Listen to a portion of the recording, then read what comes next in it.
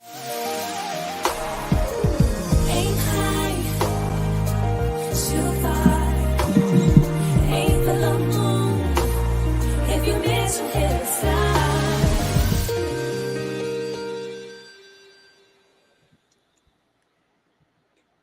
Hello, and welcome to Better Together, sharing our lupus stories. I'm Chanel Gabriel, and we are all the way live and talking about lupus. Now, please meet my co-host. Welcome to the virtual stage, the wonderful Dr. Michaela Baird. Hi, Chanel. Thanks How for you doing? having me. It's good to chat and see you again. We have such an important topic tonight. We're going to be talking about health and equity. So today's title is It's What We Deserve. We're really going to be getting deep into the care we all deserve. Yes. And we want to hear from you. If you are listening, please send us a comment or a question in the chat. We'll try to get to them towards the end, but we want to make sure you are part of this community and conversation. So, health equity. Now, if you are managing a chronic illness such as lupus, you might be familiar with this phrase, health equity. But what does it mean? I'm not talking about surfing the web for a definition because sometimes those are really bland and very surface level. What does it really mean? Health equity on the ground to real people. So, Dr. Michaela, what's your thoughts on the actual definition of health equity? I'm going to do my best to try and break it down because I think it means a lot of different things for different people. But it's really about understanding that for every individual, the factors that affect you and the health care you get are different, and that we really try and find, I like this analogy of leveling the playing field. So getting everyone equal access to what they need to get good care. I love this picture because I think it really highlights the difference between when we're talking about equality and equity. So you can see on the left, everyone's getting that same level of support. The box is the same height, but you can see, especially for the person on the right, they're not able to see. So really what we need to understand is what are the support systems that are going to get everyone to a place where they're accessing care and having the same opportunities for care. So that's, really what I want to talk about tonight. I don't know, what does it mean to you, Chanel? When you get into a doctor's office, like, how does this play out for you?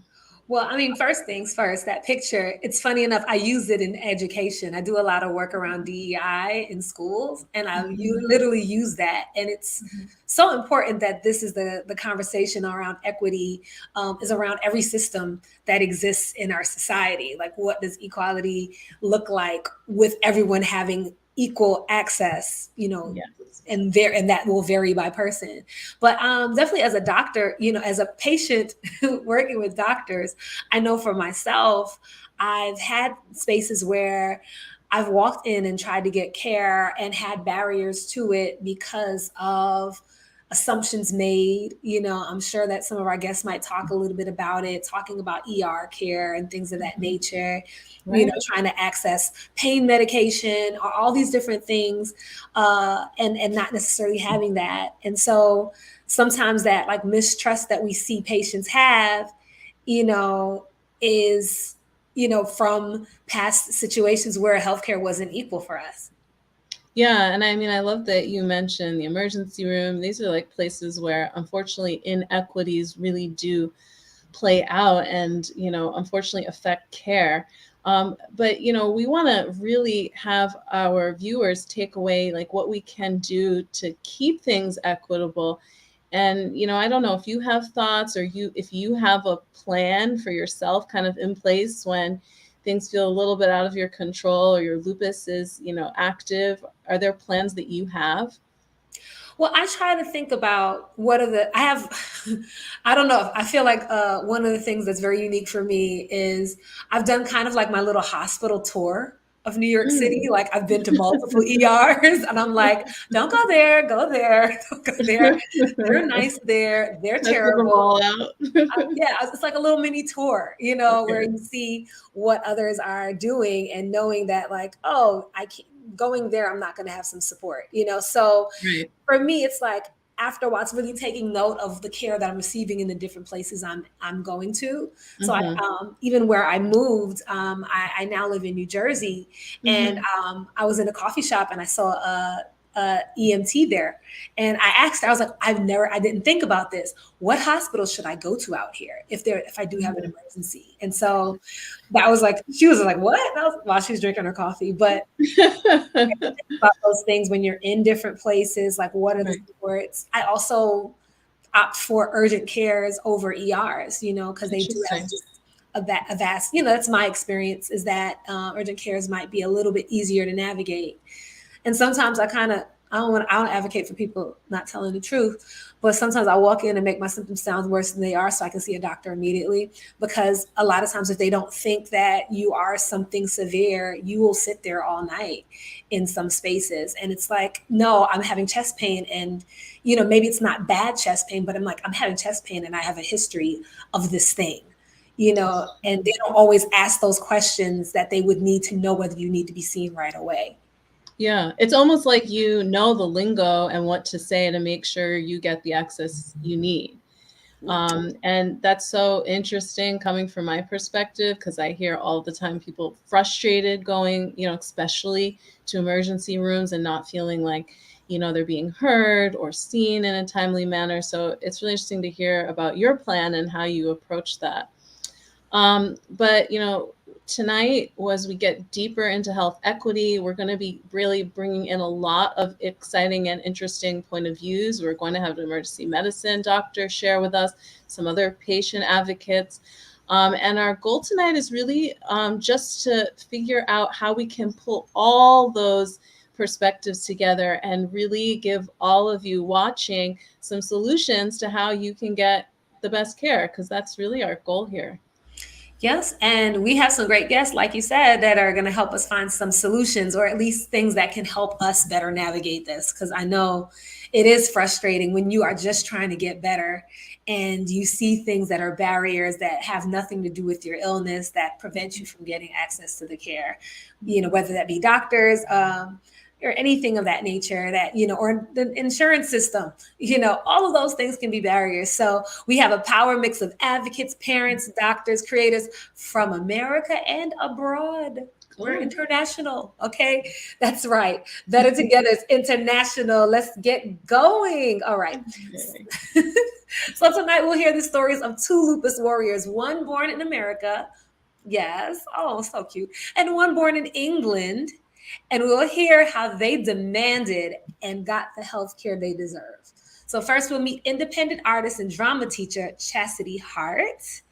And right now, Chastity is currently starring in a two urban film festival special selections for 2023. Two films, Do It for Grandma and The Ride. Make sure you check these out. And she also has a new EP that you can listen to called Stages. You can check it out wherever you stream your music. And looking back on Chastity's lupus diagnosis, she went from a high school track athlete to a wheelchair-bound college student. Now, thankfully, she can walk again. And we're going to hear her amazing story tonight. And Chastity says her mom, Felicia, was vital to her road to recovery. And Felicia will join Chastity to share her thoughts and advice, not just as a fabulous mother, they look like sisters, but as a healthcare professional. And Felicia's job as a healthcare executive includes hiring doctors and nurses. Then, once again, international, we have live from the UK who stayed up late. And we have University of London alum and former BBC journalist, Jamisha Prescott. Okay, she is a digital creator, a writer, and producer.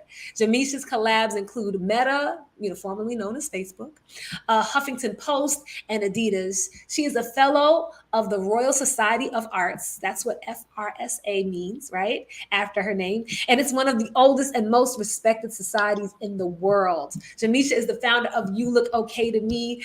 Her metaverse platform shares stories and raises awareness for those living with a chronic illness Tonight, Jamisha will share what lupus is like living in another country. We like to talk about America on this show. We're going to talk about what it looks like across the pond. Okay. And last but not least, I told you, we got great people in here. Our expert is a very cool hyphenate, medical doctor and a filmmaker, Dr. Ade Ashinubi. Dr. Ade is a graduate from the prestigious Brown University Medical School. You better go, girl. And there's that viral pic.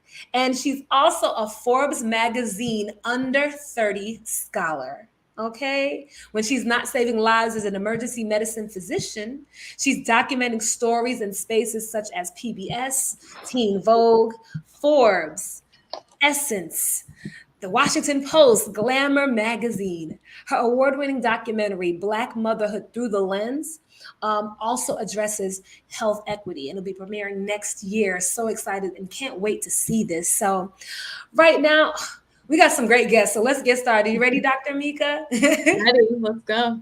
All right, so we got our first guest. Now we're gonna meet independent artist and drama teacher, Chastity Hart. Her lupus illness led to hip replacement surgery and paralysis. But she says positivity, therapy, and a pushy mom helped save her. Dr. Mika, you wanna introduce our guest? Yeah, so I guess we have Chastity coming in, and welcome to the virtual stage. hi, Chastity. So tell us a little bit about your story in your words. You know, it's always better to hear from you guys. I mean, so yeah, like they said, I was in high school. Specifically the summer before I was diagnosed, I did not train, and so I assumed that I was just out of shape when I was running. But pretty much my knees and my ankles were swelling like the size of almost basketballs. It was like every day after practice, I was having extreme swelling. And I actually was about to get knee surgery, although they didn't see anything on the x-ray.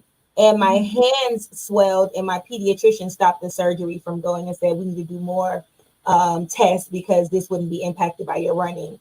And then after more and more tests, they found out I had lupus. And from there, it has been a journey. Yeah. I mean, you kind of sum up that, you know, diagnosis stage quickly, but I know that can take a long time. You're going back for imaging, your knee was being worked up. So what was the most frustrating part of that time period? I mean, I was in high school, so I just couldn't do normal things anymore. Like I could barely walk. It's like everything was painful. I was just in a lot of pain all the time. And they did not understand why. And then I can remember seeing this girl on like America's Next Top Model, and I remember she had lupus, and that was like the first time I ever heard the name lupus. And I remember her hair fell out, so I was like, "Well, Lord, as long as I ain't got that." Mercedes, that was Mercedes. Mercedes, that was her name. And then, sure enough, I was like, "Okay, juvenile arthritis," because we were doing our own Google research. My mom was like, "You may have this, you may have that." And right. Lo and behold, but I was happy when I don't know if I want to say happy, but I was relieved when I was diagnosed, because it was just like, okay, now I can tackle it. I didn't feel so out of control because I was just going from doctor to doctor to doctor.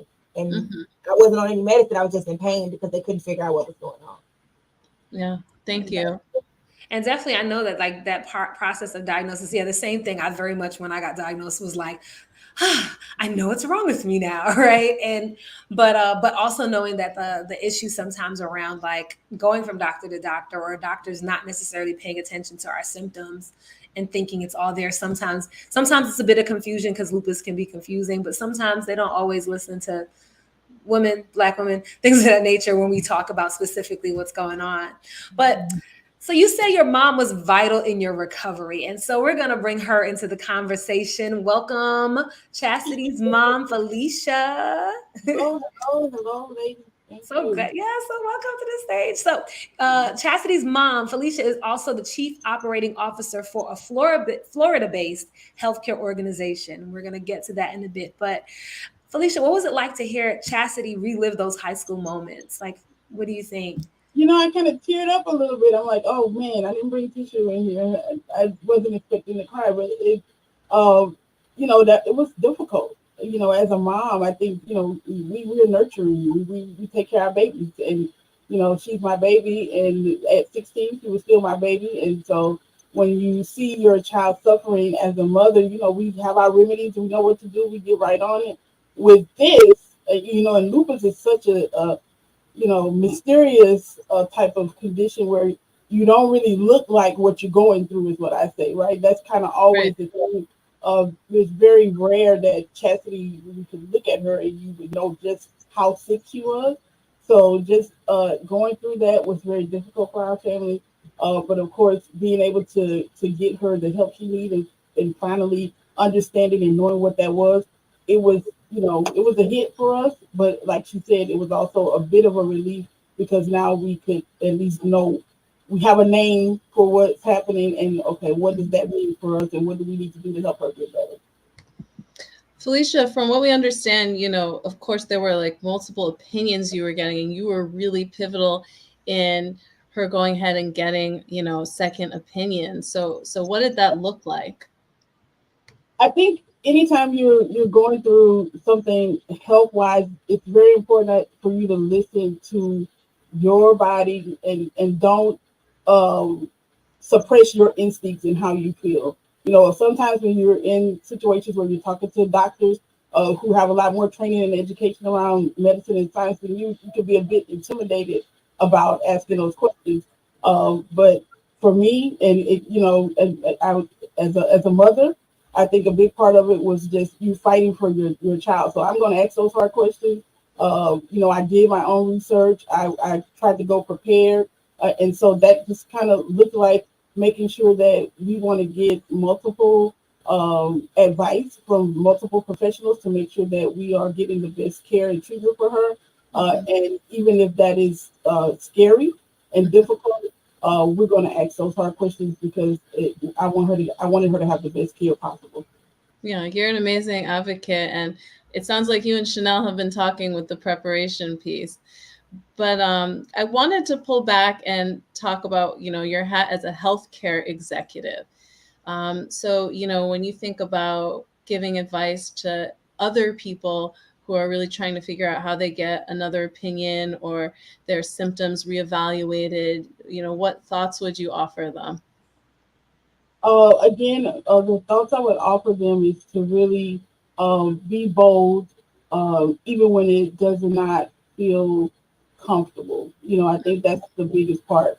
They're going to be, and all providers are not created equal, right? Some are very welcoming to questions, some True. are not. And I definitely had my days with some of the specialists, which we're great now, but in the beginning, they did not like my probing and they did not like the fact that I asked those questions, or I may have even come in with, hey, I heard about this new medication that's out, and I heard that this is a better treatment option for women of color, or just different things that I think sometimes can be offensive to some providers, not all.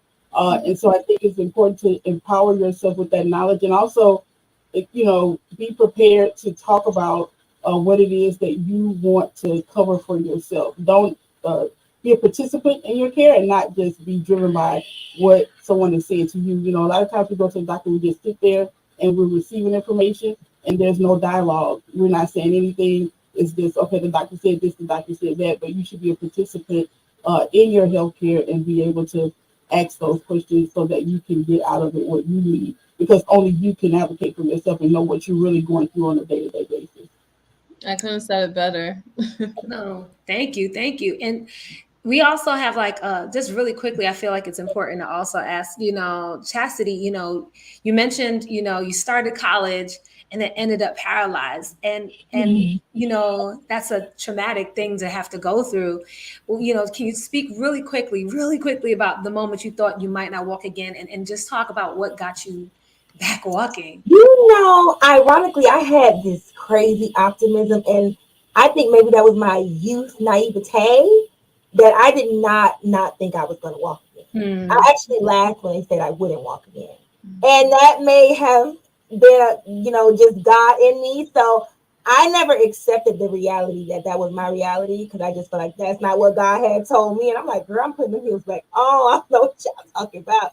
And so for me, I really maintained a crazy level of optimism that I just didn't believe it. And so I think the fact that I didn't believe it, it was like I could move a finger and then I could move a toe, and then I felt like half of my leg, and then I felt a knee. And so it's like when it was happening for me, I was like, I told y'all, because they were telling me that, and to me that was just like a foreign language.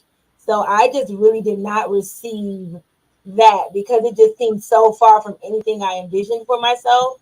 So my doctor did say that, you know, my positive attitude he thinks also helped because I really could not move. Like, and even when I started getting my feeling back, they would say move a pinky. I was moving a middle finger, like the nerves was not connecting. But I just felt like it was just like a time thing. I didn't think it was a forever thing for me. It was, and so it was scary, but I definitely was. I just didn't think it was permanent. If that makes sense. I love Yeah. your perspective and your approach, Chastity. You know, of course, your mom's a huge supporter for you, but who else is in your support system, especially during that tough time period? Oh, I have an amazing family. My dad, my sister, my brother. I'm the oldest. And so I did for a long time feel like I wasn't a good older sister because I was always sick.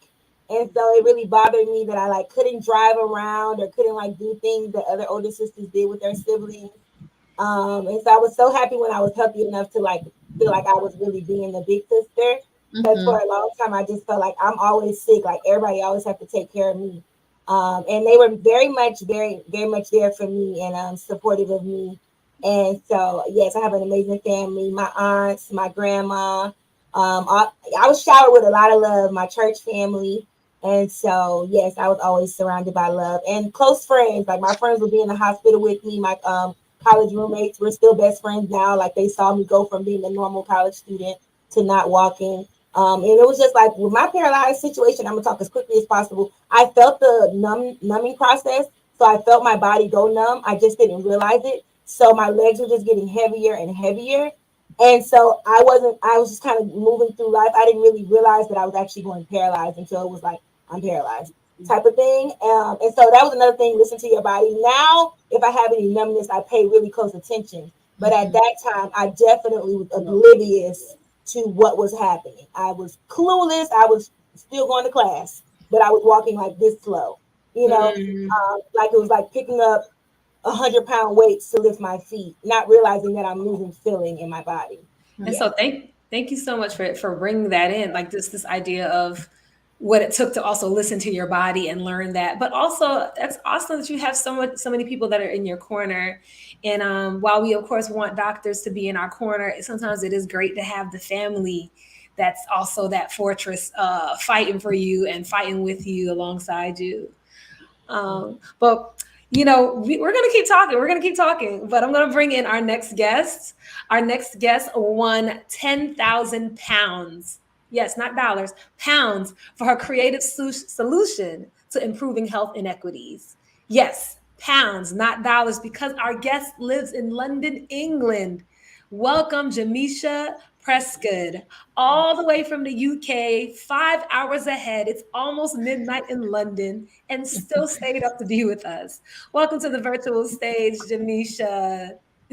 Hi everyone. I didn't realize you had that picture, so that one surprised me. I was like, who won the money? Like, That was you, my dear. So now you're gonna have to tell us all about You Look Okay to Me. That's your global platform in a minute. We're gonna talk about it in a minute. But first, as always, we'd love to hear your lupus story. oh well, honestly, I really reckoned with Chastity when you mentioned America's Next Top Model because that was also the first time I actually heard the word lupus, and I was like, "What the hell is that?" I'm so glad I don't have that. Go figure. But I started getting sick when I was in high school. High school's a little different, so we end high school at 16. So I was running track, but then I was getting all this pain in my joints all of a sudden. But I ignored it, and I thought maybe it was my own fault. Like stop eating candy and just eat better, exercise more, take it into my own hands. And then when I got to uni, it just got worse and worse and worse. And I had like a massive flare up. And it took me about 18 months. I was going to doctors trying to figure it out. They said, oh, it's a vitamin D deficiency, it's anemia, it's this, it's that, you should have some vitamins. And then eventually, kind of, one doctor started to take me seriously and she mentioned lupus. But when I'd come back, she was like, I saw a different doctor and they were like, oh, it's a mental illness. It's all in your head. You need to take antidepressants, see a psychotherapist, and then you'll be better. And I'm like, I don't know. That just didn't feel right to me. So luckily, with a long waiting time, which is kind of the case in the UK over here, I was able to see like a proper lupus team, and eventually he was like, "It's very obviously lupus, of course." And ever since then, I've been able to kind of actually get the care that is tailored to lupus specifically. So that's it in a nutshell. That's amazing. I mean, I'm glad that you were able to advocate and like, eventually really see the doctor who's going to help you. I mean, it doesn't stop there. And have there been other moments where, you've really felt like not heard or, judged? Yeah, so I've got like more than lupus. I have a couple other conditions, and it's like every time there's something, you'd think that they'd be like, "Oh, we got it wrong for lupus this time." Maybe if she says something's wrong with her, we'll actually believe her. But yet, still, every time there's been some kind of condition, I have like hip problems. I have hip arthritis, and same thing. They said, "Oh, it's not a hip problem. We think it's your back or whatever." But I would even say maybe for lupus, retrospectively, I think I get angry when I realize actually I wasn't taken seriously because I've kind of internalized it, and I often don't make a big deal about things going on. So I'm in pain all the time, and I've kind of just accepted that's kind of the fact of life. So I just move through life. But I've got a new lupus doctor now, and she was like, "Yeah, I'm gonna try and change your medication. You shouldn't really be feeling pain like that." And it made me angry for past me because I was like, I thought that was what this was. I thought, I'll take my medication so that maybe my lupus doesn't progress, but I'm gonna still have to just deal with what I've going through. And she was like, "No, I want to make you have a as close of life to a 27-year-old as you can. I don't think you should be dealing with some of the things you're dealing with." So sometimes it's more like I have to look back and realize how much I've kind of been dismissed because I didn't even realize at the time. Is there advice you'd give kind of looking back? Because that's kind of our theme of how we can, fix these issues. What do you think could have been done differently? It's hard. I think for me, it's kind of, I think, similar to what Felicia was saying earlier. It's like being an active participant. I kind of always thought I was, but I think there was more. I think sometimes I get tired and I'm like, "Ugh, I just don't want to deal with this." So maybe it's being like active, and part of being active is actually turning to other people and saying, "I don't have the capacity. I have lupus. I'm really tired, but I'm gonna need you to kind of really help me get this help." And I wasn't doing that. I don't really ask for help very much. Right. And I think maybe things could have gone differently had I maybe turned to someone and said, "Actually, I'm really struggling and I need help to make these people actually see what's going on is really serious." I do that now, but it was hard to do it back then. I Thanks. mean, thank you. And no, definitely, I resound with that. I have a whole poem about living with about my diagnosis, which is called Vanity, and the idea that sometimes we don't think about taking care of what's going on underneath the surface. And so, thank you for bringing that back to light and this idea of like what it means to like really advocate for us when we're not feeling well. But let's talk about equity in England because here in the US, a lot of times we like to just say, "Oh, it's terrible here. And why can't we just be like our brothers and sisters across the globe and have this wonderful free healthcare system, universal healthcare?" And we showed a picture a little bit earlier illustrating equity versus equality. Now, I know that out there, everyone has healthcare, right? It's provided. Is it the quality equal? Is the quality equal? Why or why not? I would say overall, no. So, like, technically, in theory, we all have access to the National Health Service. So, we have public healthcare. However, the UK is steeped in classism. It always has been for a very long time. And so, the quality of your healthcare will vary depending on the area that you're from, despite the fact that it's still the NHS. So, if you're from like a more of a wealthier area, you will most likely have a better doctor and shorter waiting times than if you're from a lower income area. And usually, in cities, the lower income areas tend to be mostly made up of people of color, Black, Asian people. So in theory, it's supposed to be that way. And I always have to caveat and say I'm very grateful to actually, be able to go to the hospital and not have to think about the ambulance cost or sitting in I'm very grateful for that. So I want to make that clear. But at the same time, there are gaps in the treatment in how some people are treated here and how others. And we see that very blatantly, whether it's class, but also your skin color. And also if English is not your first language, all of those things have very evidently impacted the way people have been treated. And we saw that especially when George Floyd was killed. And then we had Black Lives Matter protests here as well. And then we started talking about healthcare. And that's when all those conversations started coming out. And that's when we realized, for example, like Black mothers are 5 times more likely to die in the UK as well. Those stats came out in the US, but they come out here. So we started realizing, well, technically we all have access to it, but the quality of care is not equal. Thanks, Jamisha. I don't know as much about your healthcare system. So say you were seeing someone locally, do you have access to see someone in a different area, or can you seek out, for example, a rheumatologist in a different part? Yeah, so it's tricky. So your GP will most likely, like your regular GP needs to be in your area. So you can change, but most likely it would need to be in your same borough in London or whatever part of the UK you're from. If you want to be seen by a rheumatologist, you need to ask your GP to send you there. You can't always choose. And also that hospital will need to be nearish. Unless you're in a severe situation, then they might send you somewhere really, really far. So like my hospital for lupus is not near me. So my local hospital does have a rheumatology wing. They're just not as good. So I have to get the train to see my rheumatologist. So we can sometimes go out of area for better care, but it's a very specific, and the wait times to even figure out if you can have that care can be very long. So I think for me to get to see my clinic, it was a 6-month waiting period from when they sent the request. And I was still getting symptoms, didn't know, like I didn't have an official diagnosis, but I was waiting just for them to accept the letter. So, yeah. Wow. That whole process. And I think it's interesting to see that we're having the same conversations across the waters, and that there's still this need, while we definitely, want all of us to think that this is not an issue, a global issue, to see that it still is, because that same thing applies in a lot of communities of color, is that it's really, really hard to get a doctor's appointment, especially at the last minute, if there is an emergency. But thank you for sharing. And I'm just going to go, your platform is called You Look Okay to Me. That is a great name. So now how and why did you come up with that idea? So I have like 2 explanations for it. I have like the official one that I tell most people, which is like, it's something that people with lupus or whatever kind of chronic invisible condition hear a lot, oftentimes they can't see. I also do say is like, I think you can see if you're looking hard enough. If you look harder at us, you actually can see that we are dealing with something. But for those that are not looking hard, they tend to be like, oh, you look okay to me. So that's the kind of gist of it. However, I partially, I had a competition at uni that was giving the original funding for You Look Okay to Me, and I needed a name. And I was just like, oh, okay, I'll write that down. I'll change it later. And then when I pitched, the guy was like, wonderful name. That's amazing. And then I was like, yeah, I totally took ages thinking about that. And then it stuck. And like, I know that this is not just local to London. Like, where are some people that are a part of your platform? Where are they from?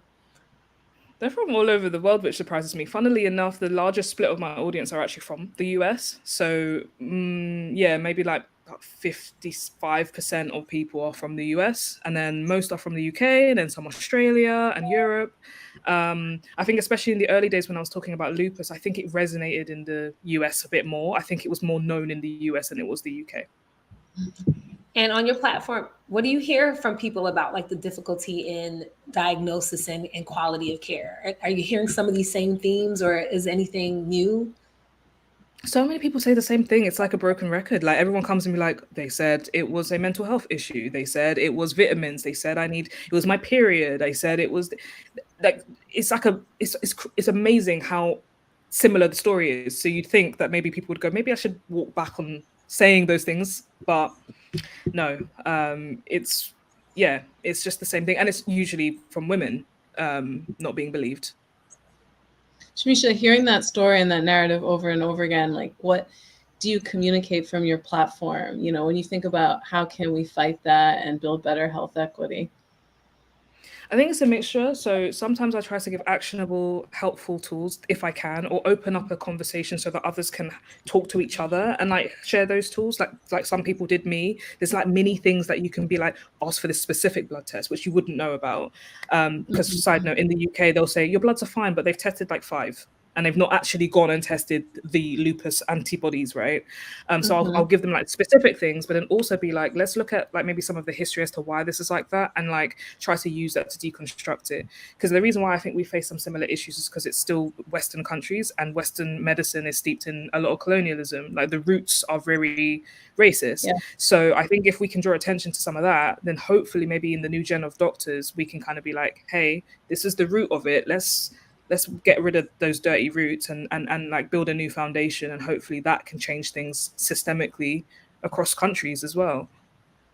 Yeah, you're so right. It's really understanding the system and how it's built into it. Yeah.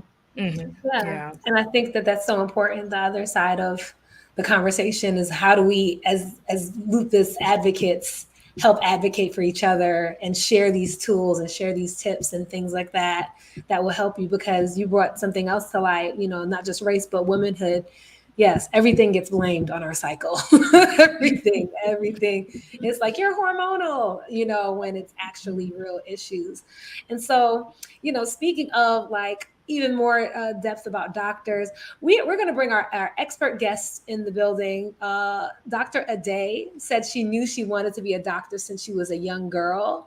And we're going to welcome her and bring her to this space. Oh, look at the baby doctor. I love it. And Dr. Ade, we're going to welcome you to the virtual stage. Dr. Ade Ashinubi.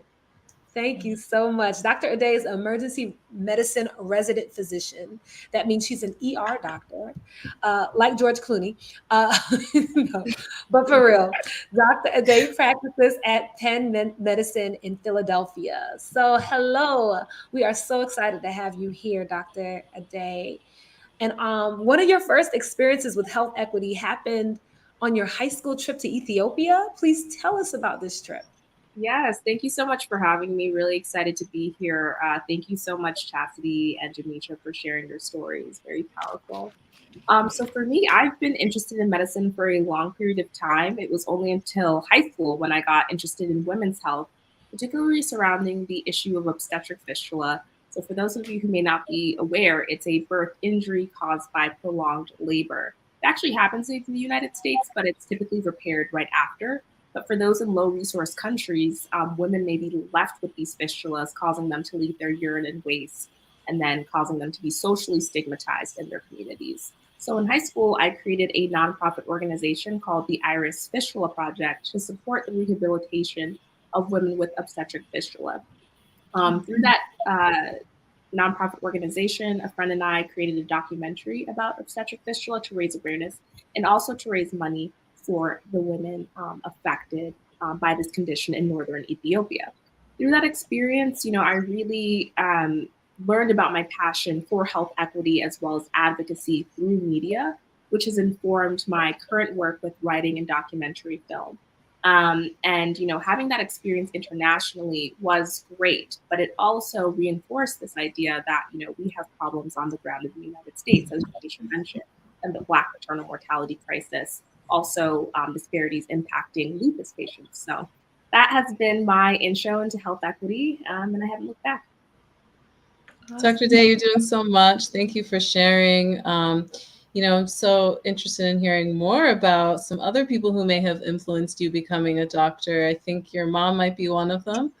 Yeah, so my mom is, right there on the right. She's a occupational and environmental health specialist. She actually started with anesthesia, and she has been my number one mentor. You know, seeing her working hard, trailblazing from a young age really inspired me to be in a physician, and has been an incredible privilege. So now she does more of functional medicine. So that's really root cause and preventative medicine, which is something I'm hoping to get into in the future and can really benefit those with chronic and autoimmune diseases. Well, we want to, you know, take all your knowledge because you work a lot in the emergency room. I know, long hours there. And we've been talking about health equity today.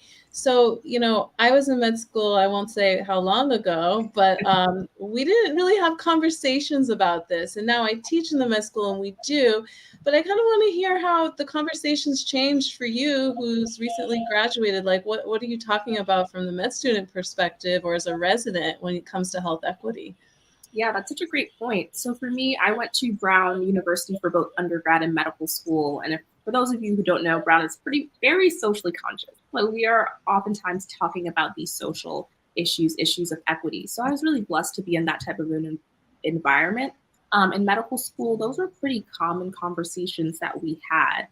There was actually a class that I took by a really great professor called Dr. Lundy Braun, who specializes in this type of work. And so we learned all about various tools that were used in medicine, such as race corrective factors to estimate glomerular filtration rate. So that's to measure kidney function.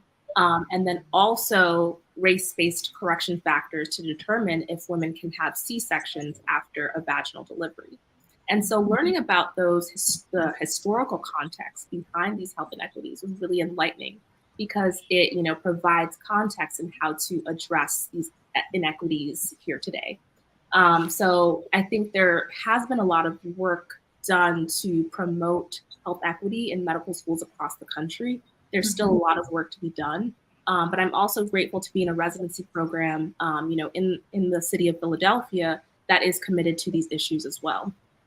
Yeah, thank you so much for sharing all the cool work you're doing. I mean, it's really relevant when we think about, you mentioned GFR, which is a kidney function measure for people who are dealing with lupus, because for a while we have, and some hospitals still have these different cutoffs for what we measure as poor kidney function, and it's race-based. So you can imagine how that can create a lot of inequities with how we treat, when we decide to treat. So I thank you for bringing that up. So there's just so many different things that can impact people from when they first enter the healthcare system. And you're often that entry point working in the emergency room. So tell us more about what you see there. So I actually came off of an overnight shift this morning. So I was actually thinking about doing obstetrics and gynecology because I'm very much into women's health. But I transitioned to emergency medicine because women oftentimes use the emergency department. And there's a huge need for those who are passionate about women's health in that space. So we see a multitude of different things, anywhere from a code, an emergency, someone's heart stops, to, primary care, because unfortunately, people can't access their primary care providers due to the state of the healthcare system today. So I have had a couple of lupus patients that I've already taken care of, whether it be a flare, pain, and then also like medication side effects as well. And so it's been really interesting, like learning and working with patients with chronic autoimmune disorders, because although we learn about it in medical school, we don't necessarily get the firsthand interactions as much unless you're doing a rotation with rheumatology, which is physicians who focus on these types of disorders. So, we're talking tonight about health equity and social determinants of health. Tell our viewers how you see those play out in the emergency room. Yes. So that is a great and loaded question. So for me, as a Black woman physician, I made it a point to do residency in a place where there would be patients who looked like me, to kind of serve as that voice, right? And so unfortunately, I have experienced and witnessed, unfair treatment sometimes, pain not necessarily being taken seriously, symptoms may not being taken seriously. And it has been, my duty to really address those head on and focus on areas that might be overlooked in patients of color. Amazing.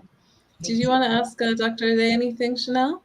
I was like, well, you're just going. I'm listening, just because the ER was my best friend for a number of years, and definitely knowing that you go into spaces and we'll say I'm in severe pain, and people are like, I'll give you a 200 milligram of Tylenol, or being told like, oh, you're just here asking for pain meds, and so just curious, like, what are the ways to handle when those things happen in a space?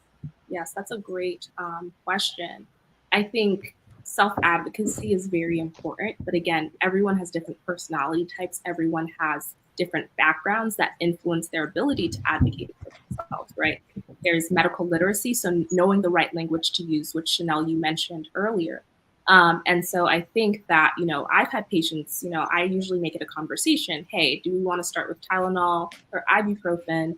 And then if that doesn't work, do we want to go to something stronger? Some patients may say, hey, I want a stronger pain medication, or I'm actually okay with starting from that. So I really try to make it a conversation and, make it open dialogue like, hey, I know you're not pain seeking in this situation. You're in a lot of pain. You have this condition, and, you're entitled to have that pain. And so I think having that conversation, and, if you have been in the emergency department before, knowing what pain regimen works for you, and, being comfortable saying like, in this scenario with this flare, this medication works for me, this doesn't work for me. And so I know not to order the medication that doesn't work for you. So that's kind of how I've approached it as a resident. Again, I've only been at this for a little bit over a year, so still a very steep learning curve. But I really just tried to make it a dialogue. And are there any other questions? I know we have other guests here. I'm just curious if there's any questions or any reflections on what was just said.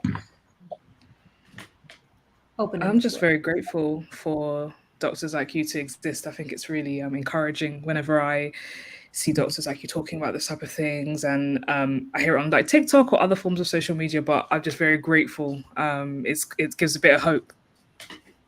And I saw Chastity was going to say something. Go ahead, Chastity. That's what I was going to say. I was like, you go, girl. I'm over here keeping all my stuff together because I'm extra. I'm like, yes. I'm so glad that they get to experience you, because I've never even seen a woman of color in the ER and I have been, honey. And so that's just so beautiful. And to just know that you're there representing and like actually in the space that we need, it's just, yes. Shout out to you. Thank you. You're that girl, that doctor. You're her. Yes. I just had actually a question for you all who have frequently, been in the emergency department in these flares. What are some things that actually worked for you in those scenarios that maybe I can take away and spread to, those who I work with? I'd like to jump in. I think you were kind of head on when you talked about knowing what your past experience has been and kind of just getting to that quickly.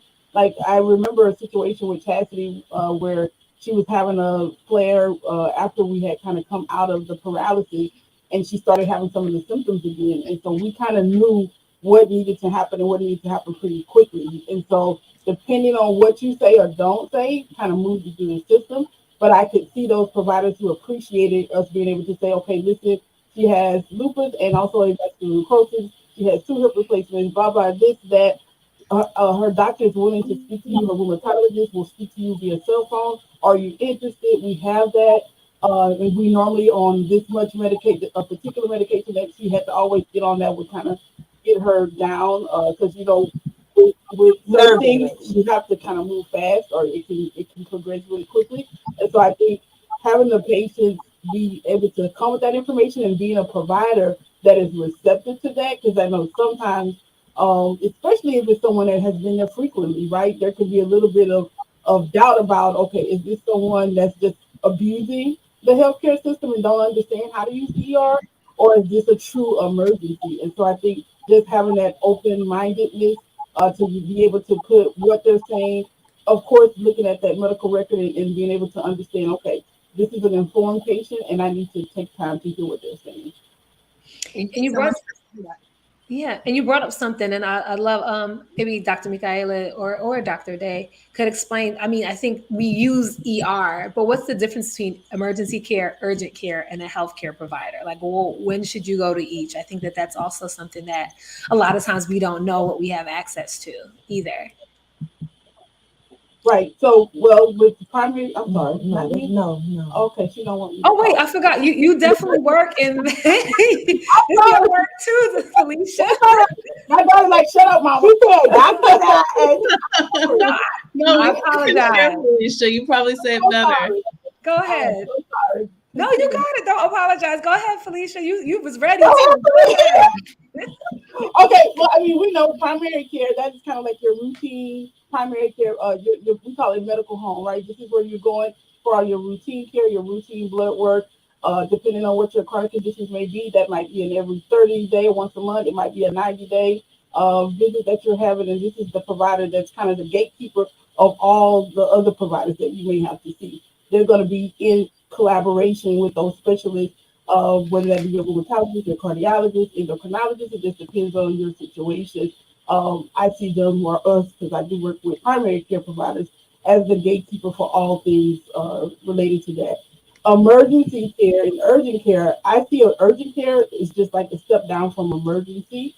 And it's depending on your insurance, which you have to consider. A lot of times they encourage you to go to the urgent care, and your copay is probably a little bit less if you frequent urgent care. And a lot of times they can do a lot of what the emergency room can do, but they don't have trauma units and things like that. And so, if you are not needing to see your primary care, I would say urgent care would be your next step, and then emergency care would be what you need if you're in a more of a trauma situation. Sorry, doctor. No, there's no sorry. You did such a good job with that. I'm so glad you were here to be able to answer that.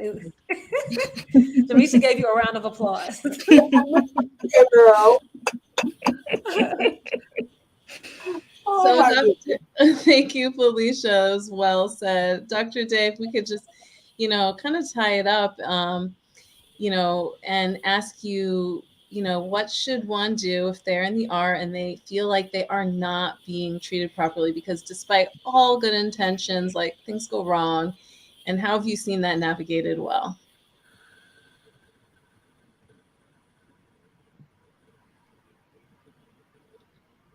Oh, there you go. Sorry, there's a bit of a technical difficulty. Yeah, I think that's a great question. I think if you feel that the provider that you're with is not, treating you with care, they're not, answering your questions, or they're just putting off your concerns, I think the best thing to do is to request help from the provider, right? I usually work with a team of 2 to 3 residents and an attending, and so you don't have to work with somebody that is not treating you with respect. There's also ways to report these scenarios too. In our hospital, we have guest services to kind of document things. Depending on your nursing staff, love my nursing staff. They do a great job too, so that they can also intervene as well. So I think those are some of the things that I would suggest. You can write a letter. Yes. I'm gonna write a letter. Yeah. At the end of it. But no, thank you. And I don't think we always think about the fact that we can actually, try to have our voices heard in another way after the ER visit. Usually we're just so happy to be out of there, but we don't think about Chastity be like, no, we getting you out. Like I'm gonna let you know. But up next, we have another segment, tips for your best doctor visit. And the law says that a doctor is only required to see you here in the US 30 minutes on your first visit and 15 minutes on your second visit. So Dr. Ade, COO Heart, and Dr. Michaela, a patient's first visit is 30 minutes. Name 3 things a patient should accomplish on that visit and why. Go. Either Dr. Ade, Dr. Michaela, Felicia, if you want to jump in. Sure, I start. I can start. So 3 things. A 30-minute visit. I am a person. I'm writing down my questions ahead of time. You want to know what you want to ask, because once you get in, you're for sure going to forget. The doctor has their approach, and you have your things you want to accomplish. So write down your questions. Medications. It's important that you know what medications you're taking. And if you don't know the name of them, just bring them. Drop them in your purse, whatever. Bring your bottles with you, so that you can be able to properly inform your provider about what medications you're taking. And then know the reason for your visit. This is your first visit for what? Why are you there? Are you there to establish care with this provider? Do you need refill on medication? Did you have lab work? Do you need to go over your lab work? Don't go in and have the provider tell you why you're there for the visit. Know the reason for the visit. I love it. I can't tell you how many times I see people for first visit and they don't know why they're there. So I think it's really a big, important part of prepping. It's true. And I would say for the emergency department, unfortunately, we don't have that much time with patients. So having that number one chief complaint, we're not going to be able to address all of your needs, unfortunately, in the visit. So having like the first or second reason why you're there, being able to communicate that effectively, I think really makes the visit efficient and fruitful for everyone involved. And we talk about a 15-minute appointment. Is there anything else that we need to consider? What's one thing to accomplish from a 15-minute visit? I think you should just have an expectation to know you got 15 minutes, right? So don't go in thinking you're going to get 30. That's the first thing. So make it shorter and just have that expectation. Okay, what is it that I need to talk to the doctor about today? You can't go in and have a storybook and then be like, oh, we have patients that this is the front. They're like, I forgot to tell the doctor that my leg's been bothering me all week. Well, sit in there 30 minutes, right? You have to make sure that you prioritize the chief complaint and you know what it is that you want to say out the gate when you're going into a shorter window or a short visit. Get to that first. I love it. And I think that, like, finding a way to tie things up at the end, like, what is the next step? What's the plan? Because I think sometimes we get so busy sharing what we want to say that we don't really have a plan for what happens next. Absolutely. So have your notes ready, and then make sure you have a plan of action. Now we're gonna go to our lupus warriors. What is one thing you make sure you do in either or each of these scenarios? Let's start with Chastity. Okay. One thing I do is say what has and has not been working. So like when I go in, I know I like if I've been having like symptoms or if I'm in a flare segment, I'll be keeping track of okay, this started happening on this day. This has been happening. This is like I track my symptoms so that by the time I get there, I've been keeping up and I can have like my back was hurting this day, then my ankle swelled this day, and then it didn't swell this long. And when I'm waking up in the morning, I'm stiffening like I keep track of what has been going on with me so that they can follow. Okay, maybe we need to switch her medication. Oh, so I have that listed. Jamisha, close us out. I think everything that everyone else has said, and I think I'd also say I have my descriptors for the types of pain ready as well, so to kind of detail it. And I also describe the things I cannot do anymore, like what the pain is impeding me from doing. I think that helps me explain it better. So if I say like, oh, I have a seated job where I'm editing at the computer, this pain is so bad I can't even sit at the computer, and it's been happening for this period of time, I think it helps kind of build the picture better. Ooh, I love that description, being very descriptive. Well, listen, I wish we had like another hour to talk. Everybody here is so brilliant and so experienced and has so much knowledge to give. And so I do hope everybody make sure they check out all of these social medias that's listed on the screen and check out our different folk. Let me see. We have a nice show, and we appreciate you, Chastity, Felicia, Jamisha, Dr. Ade. Thank you for being here tonight. And make sure you check out all the amazing things our guests are doing. Check out Dr. Ade's award-winning documentary, Black Motherhood Through the Lens. It's going to be premiering next April. We have Chastity's album, Stages, is out now. And you can also check out the films that are coming out that are film festival recommended picks and things like that. And wishing her more success with that. And make sure you check out Jamisha's platform, You Look Okay to Me. Yes. Please make sure you check that out. And passing it over to you, Dr. Michaela. Wow, this was a whirlwind of a night. We talked about so much, but we really talked about health equity, and it's just such an important conversation to me because I think this is how we talk about how people of color and women and everyone gets equal access to care, and also just gets answers from the healthcare system. So, one thing we've talked about before is, how we can get answers in lupus. And, I do want to talk a little bit about how research plays a role in that. And, from looking at different medications and monitoring all different people is how we're going to really get equity in understanding how medications and treatments work. So if this is of interest to you, if you want to learn more about that, please check out www.biogentriallink.com. That's biogentriallink.com. You'll see that below. And please join us for our next episode because we are going to be talking about just that, clinical trials. And that is going to be happening Tuesday, September 26th, same time, 6 p.m. Eastern Standard Time. We will be live. And I have to hand it over to Chanel so we can hear some of her beautiful poetry. What is equity, if not sharing the mind and heart of a space with others? Value in various tongues, exalting cultural wisdom. What is justice, if not addressing the harm that railroads its way through generations? The why has been there for years. Today, we investigate the how. So many people ask when, and the movement says right now, this is the time. Focusing on the future, reflecting on the past, destroying and rebuilding a world where justice and true equality True equity truly lasts. Thank you, y'all. See you all in a few weeks. Much love.